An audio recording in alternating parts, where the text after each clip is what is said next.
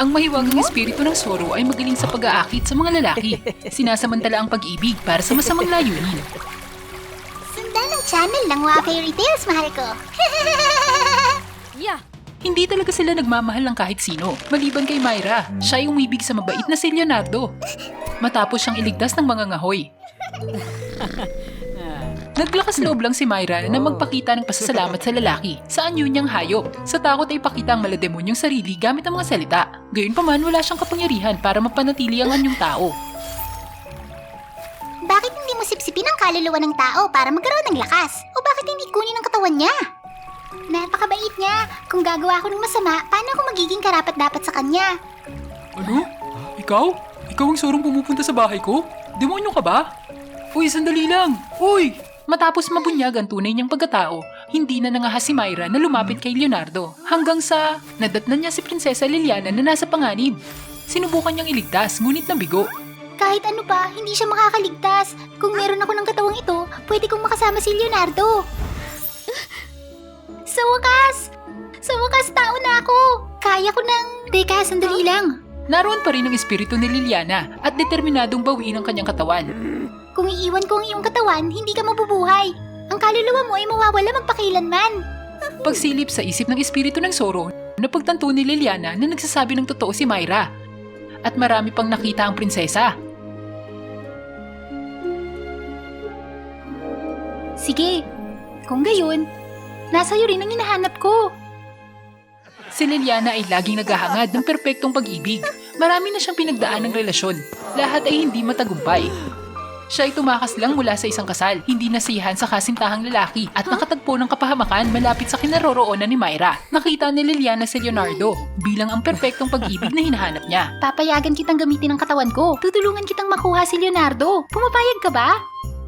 Inilatag niya ang isang plano para sa espiritu ng Zoro upang makuha ang puso ng mga ngahoy.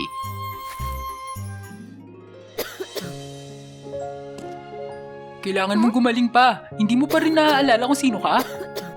Kailangan simulan ni Myra ang pag-aaral kung paano kumilos bilang isang tao. Diyos ko! Hindi ganyan! Dapat gumamit ka ng tinidor at kutsara.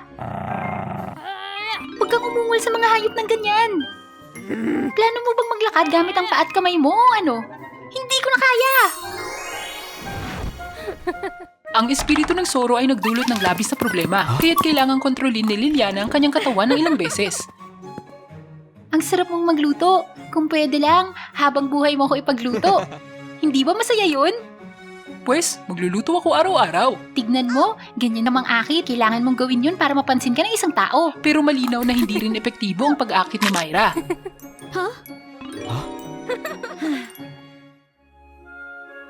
Salamat. Ikaw ba'y... Kung ganitong ugali mo, paano may mangyayari? Gusto mo bang matali sa akin habang buhay? Magiging maayos ka rin. Ngunit sa ilang kadahilanan, ang dalubhasa sa pag-ibig gaya ni Liliana ay hindi magawang akitin ng simpleng magsasaka. Sige, hindi ko naman mapipilit, di ba? Tumanggi si Myra na gamitin ang kapangyarihan ng Zoro para makuha ang pag-ibig ni Leonardo.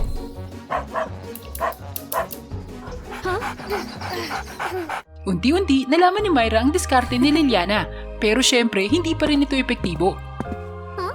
Balutin mong sarili mo ng kumot bago ka lamikin. Sa huli, ang dalawa ay ginamit ang huling pagpipilian.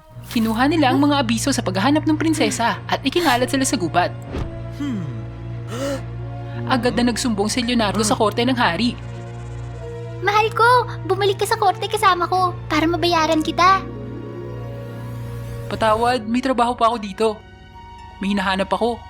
Ang totoo, pwede akong pumunta ng ilang araw. Liliana! Ang aking anak! Bakit ibang itsura mo? Dahil ba sa mga paghihirap? Ikaw ba ang nagligtas sa anak ko? Gantimpala! Gantimpala! Ang hamak na magsasaka ay tinrato na parang hari, ngunit lagi siyang mukhang mapangalaw.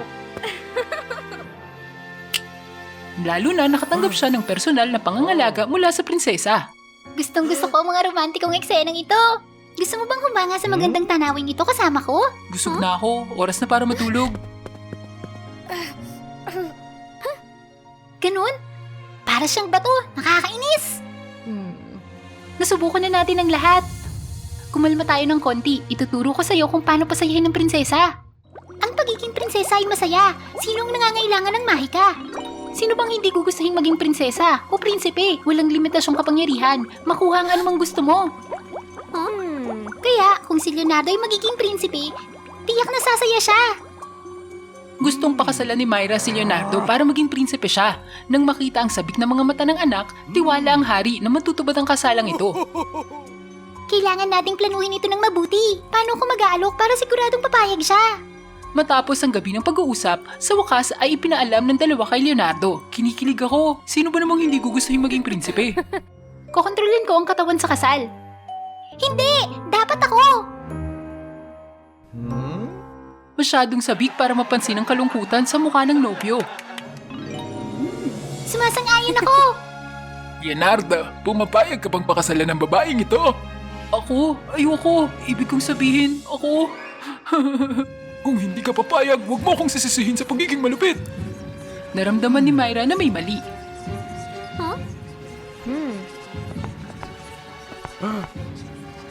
Ano bang nangyayari sa'yo, ha? Sabihin mo sa akin!